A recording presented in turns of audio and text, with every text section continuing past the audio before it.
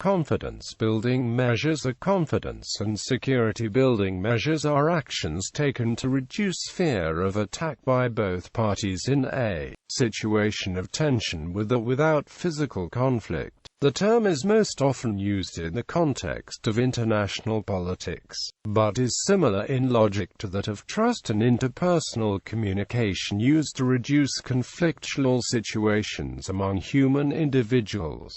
CBMs emerged from attempts by the Cold War superpowers and the military alliances to avoid nuclear war by accident or miscalculation. However, CBMs also exist at other levels of conflict situations, and in different regions of the world, although they might not have been called CBMs. Mathematically, this term assumes that a positive feedback model, where fear of military attack or human rights violations is the positive feedback factor, is a valid model of the conflict. The actions which constitute confidence-building measures provide a negative feedback to the conflict, which weakens, or possibly cancels or reverses the tension which would otherwise grow exponentially and eventually turn into a war. Information exchange in verification. In international relations, the way that confidence-building measures are intended to reduce fear and suspicion is to make the different states' behavior more predictable. This typically involves exchanging information and making it possible to verify this information, especially information regarding armed forces and military equipment. Examples 1. CBMs dealing with troop movements and exercises. A. Notification of maneuvers. B. Notification of alert exercises and mobilization drills. C. Notification of naval activities outside of normal areas. D. Notification of aircraft operations and flights near sensitive and border areas. E. Notification of other military activities which might be misinterpreted. 2. CBMs dealing with exchanges of information. Information may be exchanged directly or through third parties, in the following categories. A. Military budgets. B. New equipment and arms. C. Unit locations. D. Significant changes in a unit's size, equipment or mission. E. The major elements of strategic and tactical doctrine. 3. CBMs dealing with exchanges of personnel. These personnel exchanges should be balanced in terms of numbers and duration, and could include a. Inviting observers to maneuvers, exercises and out-of-garrison activities. B. Stationing permanent liaison observers at major headquarters. C. Exchanging personnel as students or instructors at military academies, military schools, and war colleges. D. Exchanging military attaches from all three services. These attaché positions should be filled by highly qualified personnel, and not be used as golden exiles to get rid of officers who are politically undesirable. 4. CBMs dealing with the assembly, collation, and dissemination of data. A. A central registry should be set up to assemble, collect, analyze and publish information on armaments, organization and disposition of military units. B. Independent technical means should be available to verify this data. There should be agreement on the nature of these means and an understanding that there will be no interference with these means. 5. CBMs dealing with border tensions. A. Set up demilitarized zones in sensitive border areas. Depending on the sensitivity of the area and the tensions between the two countries, certain types of weapons and units could be excluded from these areas. B. Establish joint patrols in these areas. C. Establish fixed observation posts in these areas manned by neutrals and representatives from the two border nations. D. Set up sensors to supplement these patrols and observation posts. 6.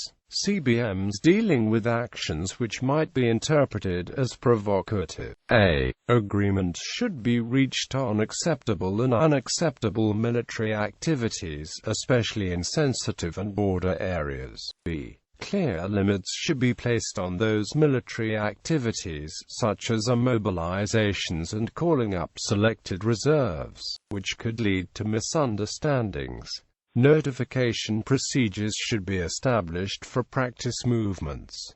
7. CBMs dealing with communications. A. Direct communication systems should be established between heads of state, chiefs of military forces, general staffs, and units in contact across the border. B. The use of coded military message traffic should be limited. 8. CBMs dealing with weapons. A. Agreement should be reached on levels and types of weapons, with emphasis on the exclusion of high-performance and expensive weapons systems. B. Agreement should be reached on levels of military arms budgets. C. Defensive weapons should be given preference in ceilings over offensive weapons. 9. CBMs dealing with extra-military contacts. A. Encourage visits by military athletic teams. B. Encourage social and professional contacts through the attaché network and the various elements of the regional military system. 10. CBMs dealing with training and education. A. Teach CBM approaches in national military academies, staff schools, and war colleges, as well as in the multinational military schools. B. Apply CBM techniques in command post and field exercises. C. Encourage the development of military transnationalism. D. Examine primary and secondary school curricula and texts for aggressive, hostile or false information on potential adversaries. 11.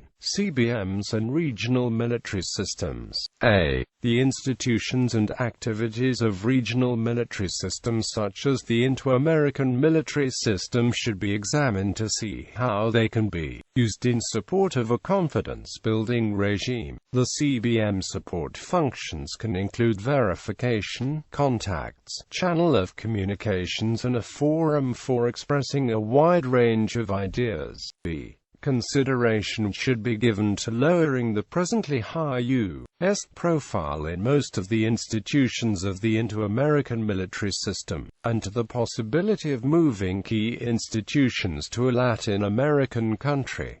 12. CBMs and functionalism. Certain functional areas of military-to-military cooperation should be assessed for their possible value as confidence builders, even between adversary nations. These include search and rescue missions for aircraft and shipping, disaster relief, hurricane tracking, civic action, humanitarian projects. 13.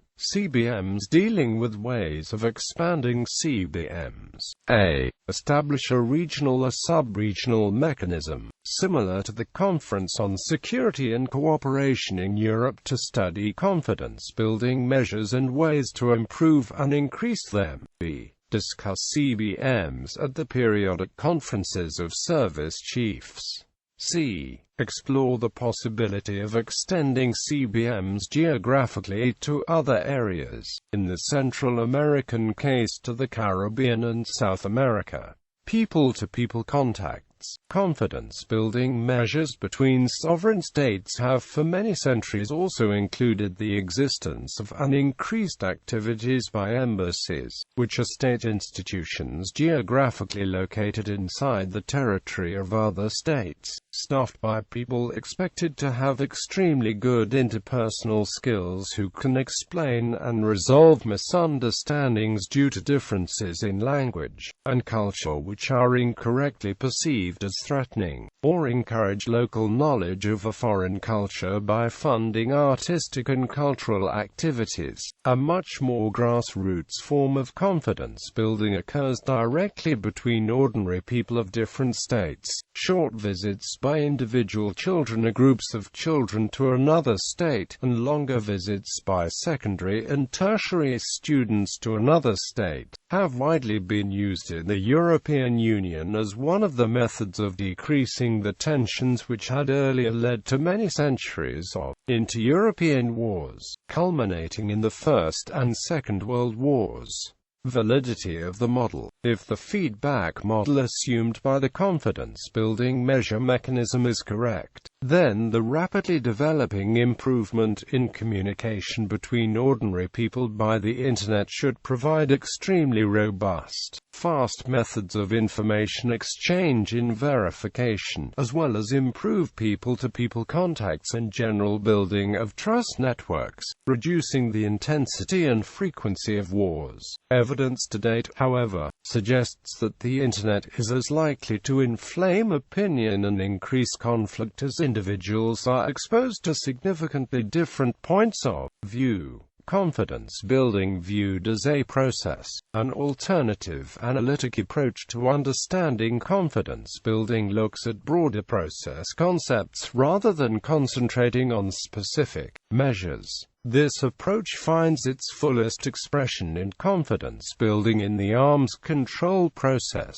a transformation view. Confidence building in the arms control process, a transformation view sees conventional understandings of confidence building as incomplete and focuses on why and how developing confidence building arrangements can help to improve security relations. Confidence building, according to the transformation view, is a distinct activity undertaken by policymakers with the minimum intention of improving some aspects of a traditionally antagonistic security relationship through security policy coordination and cooperation. It entails the comprehensive process of exploring, negotiating, and then implementing tailored measures, including those that promote interaction, information exchange, and constraint. It also entails the development and use of both formal and informal practices and principles associated with the cooperative development of CBMs. When conditions are supportive, the confidence-building process can facilitate, focus, synchronize, amplify, and generally structure the potential for a significant positive transformation in the security relations of participating states. Thus, the confidence-building process involves more than simply the production of a confidence-building agreement and definitely should not be confused with what specific CBMs do. The serious pursuit of legitimate confidence-building arrangements, according to the transformation view, is an activity that is particularly well suited to fostering positive changes in security thinking when conditions are supportive. This is due to the activity's fundamentally cooperative character and the reinforcing nature of the confidence-building measures that comprise an arrangement. Confidence building, because of its basic character, is able to facilitate and structure the potential for change in security relationships when at least some states are dissatisfied with, and beginning to question, status quo security policies and approaches. A particularly important dimension of the transformation view is the proposition that the changes in security thinking facilitated by confidence building can become institutionalized as a collection of new rules and practices stipulating how participating states should cooperate and compete with each other in the security relationship. This restructured relationship redefines expectations of normal behavior among participating states. Without at least a modest transformation of basic security expectations flowing from its application, it is difficult to see how confidence building can improve basic security relations in meaningful ways. Confidence building appears to offer considerable promise as a security management approach. However, this potential cannot be fully realized unless a policy-relevant and conceptually sound understanding of the confidence-building process and how it works animates application efforts. Relying on the traditional, minimalist accounts of confidence building, with the tendency to reify the operational content of confidence-building measures as the essence of confidence building, is unlikely to provide much help. This latter approach does not speak to the conditions that should be in place for effective confidence building to occur and lacks a convincing account of why and how adopting these measures will improve security relations. Confidence building in Iraq and Afghanistan. Through trial and error, service members have learned that coin and stabilization operations require confidence-building measures. For the counterinsurgent, the first critical factor required to build trust is the ability to understand the context of the situation fully. Cultural differences in education systems, religion, symbols, or behavioral norms could impede communication and the development of trust. As such, the counterinsurgent must always be aware of societal and cultural areas of sensitivity. Overall, the ability to understand underlying assumptions, past experiences, and the limiting factors of context will help set the stage for building trust. The second critical factor is that it will take time. The time required to build trust can range from a few weeks to 6 months or more. With focused effort and regular interaction, trust typically forms at around the 2 to 3 month mark. If the parties share significant risk, such as high levels of enemy contact, a strong bond of trust can form in a matter of weeks. The third critical factor is the use of confidence-building measures. Confidence-building measures are the activities that can bring conflicts closer to positive resolution through promoting the belief that, in the future, each party will act in a mutually beneficial manner. In coin operations, confidence-building measures generally fall into the following categories: A. Physical measures, B. Communication measures, and C. Relationship measures.